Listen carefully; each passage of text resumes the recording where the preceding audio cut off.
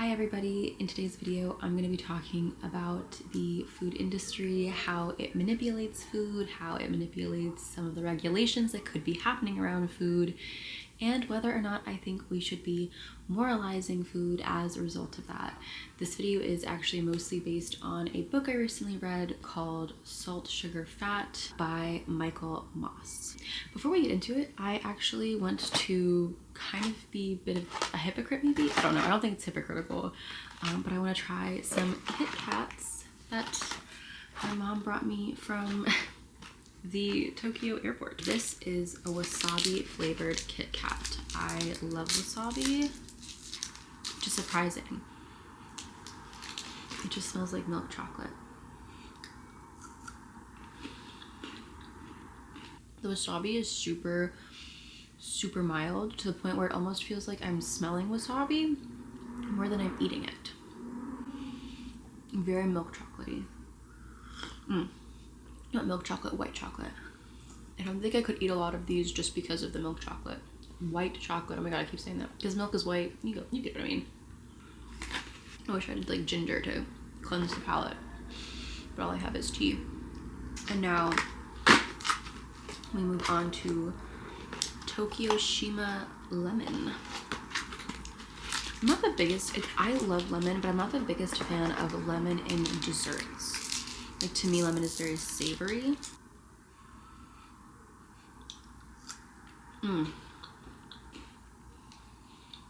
Except sour candies. Then I can handle lemon in a sweet. I'm actually kind of surprised. I prefer these, I think, because the lemon flavor is much stronger, which makes sense, right? Like, you don't want a super strong wasabi flavor in your candy, so it makes sense that you would make it more mild. But then it kind of makes it just taste like white chocolate, versus this one, I think there's enough lemon flavor to kind of mask that somewhat like cloying white chocolate feeling. That was me trying a few Nestle Kit Kat snacks, which is going to be funny when we get later on in the video for reasons that will become apparent. What is Salt, Sugar, Fat really about? Who is Michael Moss? The book itself is essentially this reporter, journalist, Michael Moss, who is taking and compiling some of his previous history, writing about the food industry, and he is making it into a book which is built on the premise of there are these three elements of food that are super manipulated by these, not fast food companies, but like convenience food items, junk food items, highly over processed, like hyper processed food companies, to make their foods like ultra palatable, quasi like addictive, and a lot of science and effort goes into these manipulations in the food. And the book is sort of split out into how it's done with sugar, how it's done with fat, and how it's done with salt, and the effects that that kind of has on the populace eating the food.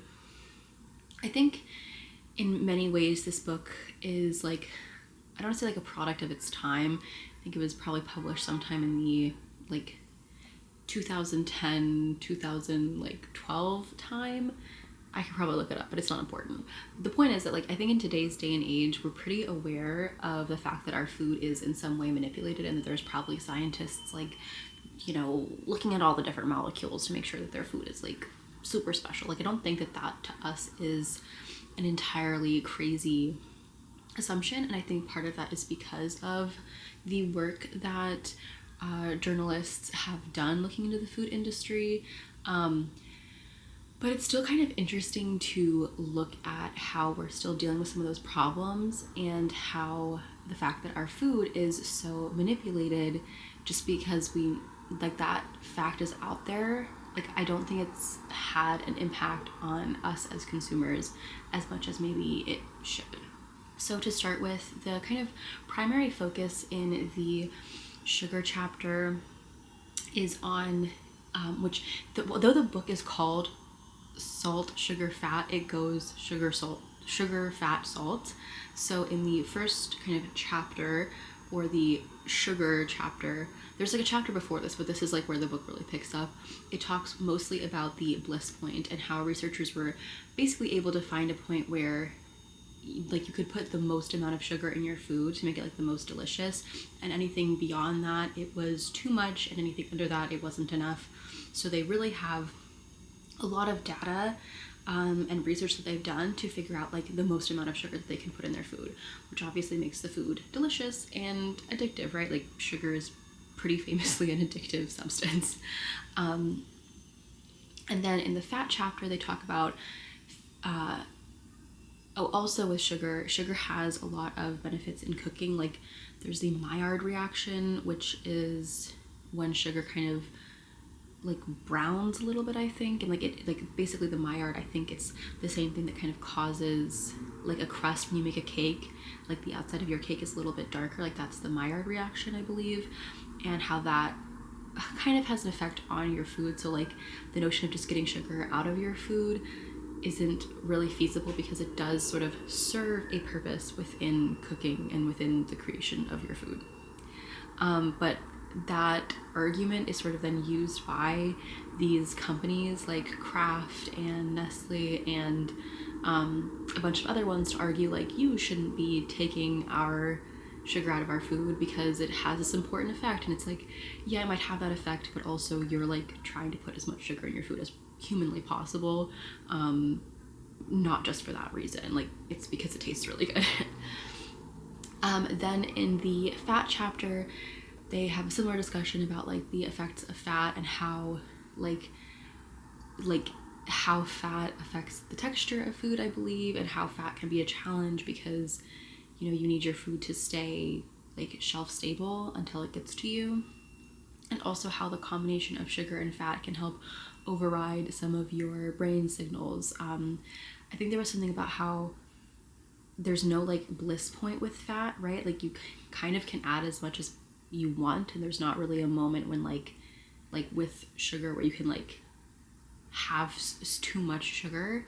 But then if you add like fat and sugar, it actually can override the bliss point for sugar. I can't remember the exact moments, again, I don't have the book in front of me, but essentially combining these things together can have a very strong effect on overriding your own ability to like decide that something is like too sugary or too fatty. It was also really interesting that one's sense of like satiation can be about how visible fat is. So if you have like a really buttery croissant and it's like you can see the butter on it, the effect of like eating that food, even if it has less butter than a non-buttery looking croissant, that one makes you feel fuller versus one that in fact is more like fatty, right? You won't have that same effect because you're not like visually seeing the cues of fat. So hiding fat can affect how satiated you feel, and fat's like really important for the sensation of satiation. Oh my god, the sensation of satiation. And the last part of the book goes into salt. Salt, of course, has super overconsumed, much like sugar and fat, I'm sure, but salt is like really bad for your heart health if you have too much of it. And that chapter, I think, focused a lot on how babies don't necessarily love salty food. Like you're taught to love really salty food, and the more salty food you have, you then get used to it, and then higher and higher levels of salt are like acceptable to you. But if you stop eating salt for a period of time and then you're like given salt again, like heavy amounts of salt, you then like you readjust. You can like readjust what like acceptable levels of salt are for you. This is like a random anecdote, but I randomly went through a period of time where I was eating a lot of super good tortilla chips, which I love. Like tortilla chips and just like smashed avocado is one of my favorite snacks ever. And so I was eating that, and I was getting these like nice, good quality, like restaurant style chips. And then I was eating those, and then I came back to New York, and for some reason in the grocery stores I can't find any good quality restaurant style chips that aren't like $10 a bag for like a tiny little bag.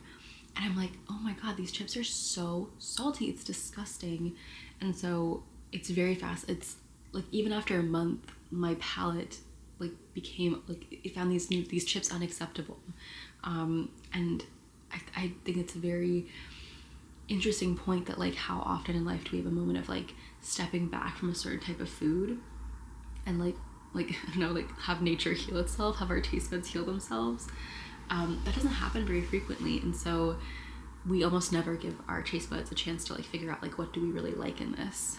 I think a lot of the stuff that I just discussed in the book, you probably feel like big deal. I already knew that. It's obvious that these companies have a lot of control over food and what goes into it, and a lot of research that goes into it. And I think that as consumers, the thing that was surprising to me wasn't that they like know how much sugar people want and that people want a lot of sugar and a lot of fat and a lot of salt in their food. It's like the other stuff that they do, right? Like they engineer food to be like non-satiating, right? It's like chips. Like they engineer chips to be like crunchy enough to where you want to eat it. Like crunch is a really important factor. Like the texture of your food is really important. I am myself a crunchy expert. Another tangent. On like dating apps, I always have like what's something like you care a lot about.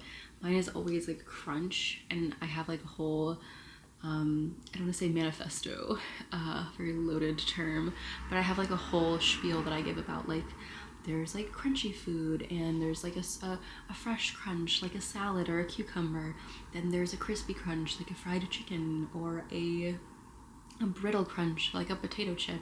There's a chewy crunch like a peanut. I hear a lot about this, and I think crunch is very important to food. And so with chips, they like manufacture the perfect crunch that is not so satisfying that you would like stop after one chip, right? Like they make food so that you continue to eat that food. And like soda, right? These sugary sodas, they're designed to never really quench your thirst. So you never stop drinking. You always want to keep drinking. And so I think that to me is the part of the book that was the most eye-opening. It's not so much like how much like, oh, they like, yeah, sugar's addictive, or like salt tastes good. It's how they're able to like trick what your own body can sense about your food. Again, with that example of the fat, right? The fact that like hiding visually the fat in the food takes away its satiation, right? Like you would think you would feel full after eating a really fatty thing, but you don't. And that's what's crazy to me. And I think at this point it's relevant to bring up how like the companies that are doing this, we know they're very powerful, but like there's like what, like five, it's not five, but like there's like a couple of major companies that own every single thing that we have and touch, right? And the book kind of goes into how these kind of monopolies, or like these giant oligarchs of, you know, the convenience store, how they're able to control so much of how we eat. Like if you think about grocery stores, how they're designed around like in the center you have all like your snacks and your refreshments, right? Like they're able to control that. They're able to have much more bargaining power within the grocery stores, and then also within convenience stores as well. And so you have these food deserts where all you're able to get is a like bodega or something, and that bodega is like filled with like really hyper palatable, hyper addictive food. And also the lobbying power that then these companies have. I'll put a link to an article that discusses a little bit about it from Politico, but like if you really think about it, like there's not like a diet that is recommended to the American public, right? Like our government doesn't say like, hey, like this is an example of like what healthy eating looks like. We have that like whack ass pyramid that they've gotten rid of, and now they have like the My Plate from the government, but like they really don't have true recommendations. It's like the difference between a suggestion and a recommendation, right? They have suggestions, they don't have recommendations. And part of that is because of these food companies who are able to lobby so heavily. They're able to throw so much money at this problem. And even if they did, you know, even if the American government was going to like regulate or have like a recommended diet, you know, what we don't then have is we're never going to control advertising like that in America. and think about how much money these companies throw at advertising. They not only do they steer advertisements towards children, like my mom always tells me, like, oh, when you have kids, like, don't ever give them like, don't give them chocolate until they're 5 years old, or whatever. But like, I was thinking about that, like, if I have children in America, they will know who that little Lucky Charms mascot is as much as they'll probably know who SpongeBob is. They'll probably know that Lucky Charms guy more, you know? Like, they have successfully, like, made certain snacks, like, associated with mascots and cartoons, and then they also then advertise a lot of their, like, sugary cereals to, like, oh, like, this is a child is more awake and more alert and better at school if you give them, I don't know, like Raisin Bran or something. So they then have, like, the marketing for the children, then the marketing for the parent. It's like the same companies who do this stuff. It's like one company who owns both cereals, but, you know, they're able to control the way that it's seen by the public. Or I know growing up, for me, it was like Cheerios was like a heart healthy choice, and they always talk about Cheerios like lowers cholesterol or something. And I'm sure if you like read the fine print on that advertising, they would say something that made them like somehow not responsible for like the veracity of those claims. Like, it lowers cholesterol like a little bit, or it lowers cholesterol compared to eating like Lucky Charms. But I think the effect is the same. Like, when you're a person like walking through the aisle and you're trying to make a healthy decision, and you're not really empowered to make, you know, informed healthy decisions, you see the one that like lowers cholesterol, like, oh, okay, like, I like cereal, I want to eat cereal in the morning, that's my breakfast food, that sounds like a good choice, right? Companies, like, not only can they use the science to like manipulate the food, they also have the advertising experts to manipulate the shopper. They have the control over the supermarket to manipulate the shopper in that space as well. They then have the lobbying power to help avoid the kinds of regulations that might make them, I don't know, responsible or transparent for what they put in food.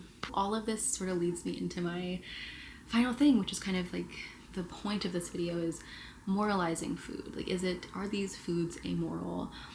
I personally think that an issue that I see oftentimes when we talk about moralizing food is we talk about moralizing or demonizing as consumers, as if the wrong thing to do is to eat this food. And I think that's ridiculous. Like, these are incredibly easily accessible foods. They're like, everyone can get them, you know what they are. Like, many of them should just be labeled as desserts and not as like a snack. But either way, I don't think that there should be anything wrong with eating these foods. I do, however, think we should be moralizing these foods because the companies are super messed up, and that shouldn't be news to anyone. Nestle literally in the 70s was killing babies because it was like, had all these like baby formulas, and it was telling women in low and middle income countries, like, oh, use our baby formula instead of breastfeeding, like, our formula is better. And these were places that didn't have access to clean water, so rather than giving like safe and healthy breast milk, they were like, mothers were encouraged to give their kids like the formula which required them to mix it with contaminated water. Just like, these companies are really messed up. Even still, like, Nestle gets in trouble for like diverting water in California and like reducing the amount of like drinkable free tap water just to sell it back to people as bottled water. You know, so these companies, like, there's like all of the like needing conflict-free chocolate, like, and coffee and palm oil or whatever. Like, there's obviously a moral element to food that goes beyond just like the effect it has when we eat it, but like the effect it can have, you know, globally. Like, food is political. It will always be political. Your access to sustain your body and to sustain it with healthy food will always be political.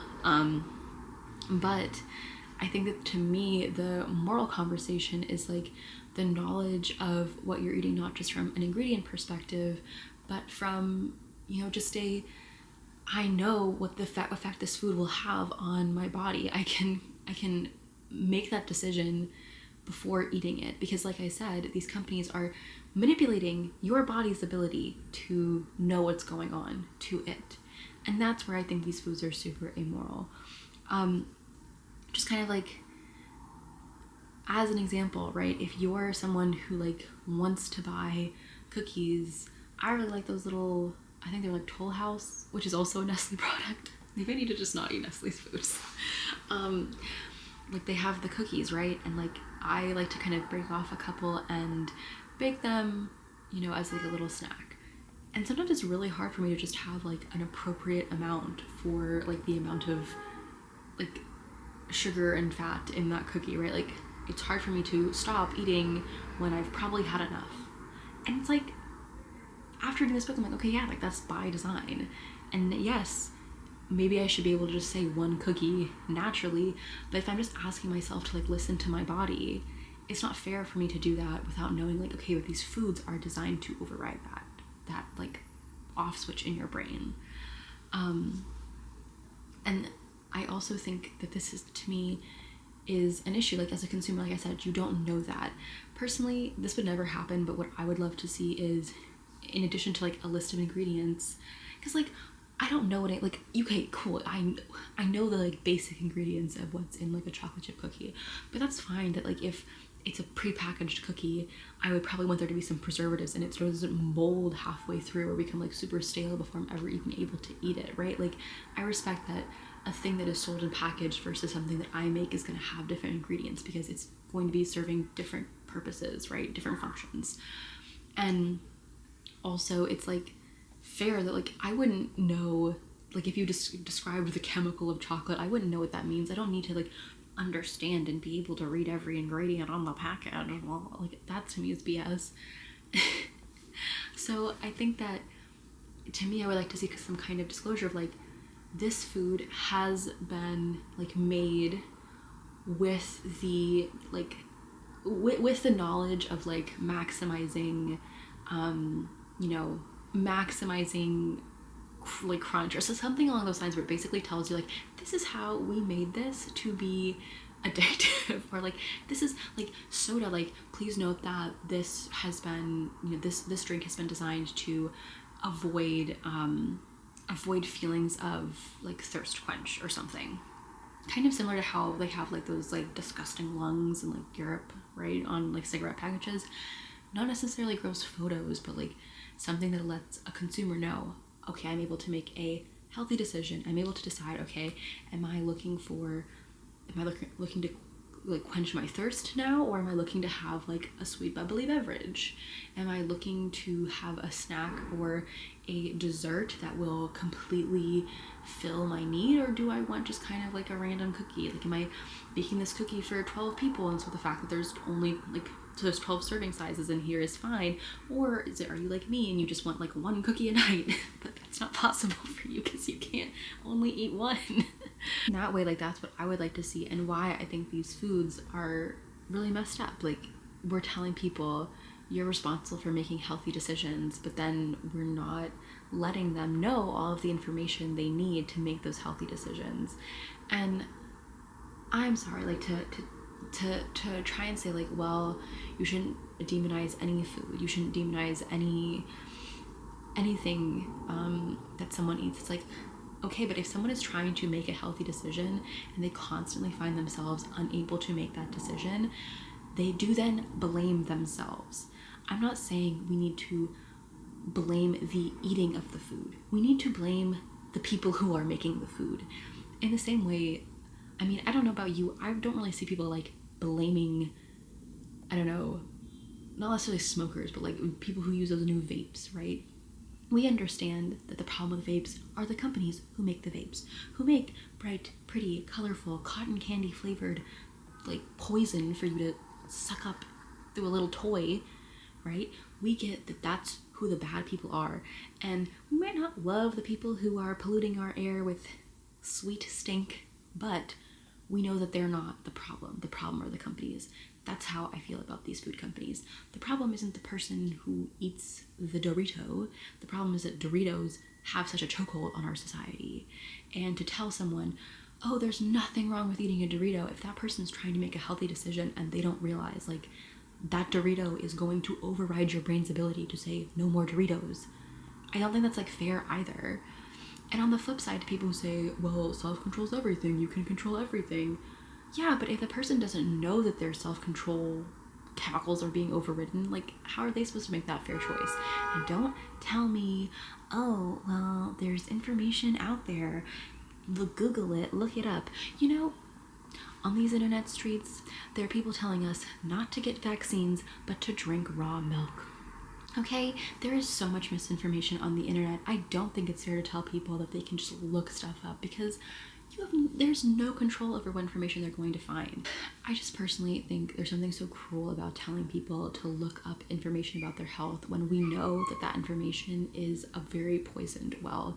There's so many people trying to sell you supplements, super unregulated system, trying to sell you on how eating fruit alone will cure every ailment known to man. It's such an easy grift to have because you can sell people on diets and never really have to like provide things, or you could have affiliate links to, you know, a pill that will make your honey pot smell good or something for your lover or whatever. Like, there's so much crazy stuff happening out there that to tell people, oh, you person who are not provided with this information now have to figure out how to navigate a world that is filled with misinformation. Like, that is just, that's so cruel to me. You know, there's so many enduring health myths out there that it would just be nice if we could have some acknowledgement of, like, when I go into the grocery store and I pick up a piece of food, I will know if this food is trying to kill me or not. I thought this was an interesting book, not in that I thought it told me a lot of like relevant new information. Again, it's not a new book, so I never really expected it to do that for me, but I do think it was interesting in how it made me think about the politics of food, how it made me think about, you know, the cruelty of telling people like the issue is solely personal responsibility, and then not giving them all the information that they need to make like the most personally responsible decisions. It super made me mad about like the health facts on the back of food, how they're like, oh, calories, there's 5 calories in here, but actually a serving size is a tablespoon, and we sell this in like enormous containers. I was making pancakes. I got so mad because the serving size was like 1/3 of a cup, and I'm like, but your cooking instructions on the back are for 2 cups. Like, just make the thing for the way that you tell me I need to make the food. You know what I mean? I was so mad. And it's not because I care about how many calories are actually in there. I was just like curious because of the book that I was reading. And I was just like, this is stupid. This is no way for me to like make, like, there's no easy way for me to make this and to like understand what I'm getting. The other good thing about this book is there was one, I think it was in the sugar chapter, where like a former, like, not fast food, but like bad food exec for like Kraft or whatever, or Coca-Cola, he then went in and like used his expertise in the industry to try and help like healthier snack alternatives market their food. And so he was like doing a pitch for the baby carrot people. And so after that I was like, oh yeah, that's right, I love eating baby carrots, and it reminded me, and so now I've been eating carrots since then, which is great because I love carrots. It's one of my favorites. And I also love carrots because my dog loves carrots, so like I'll eat a carrot, and then like every like 7th carrot I'll like give her like half of one and she likes it. So that's something I can't do with Doritos. I can't give her a Dorito, but I can give her a carrot. Anyway, let me know if like any of this discussion sparked something interesting for you, and what are some other ways that you think that like the question of morality plays into highly processed, overpackaged foods. Let me know if you think I'm wrong. I would love to know a different way of looking at this issue too. Let me know if you like this video and if you want to see any other videos like it. I'll see you in my next video. Bye-bye.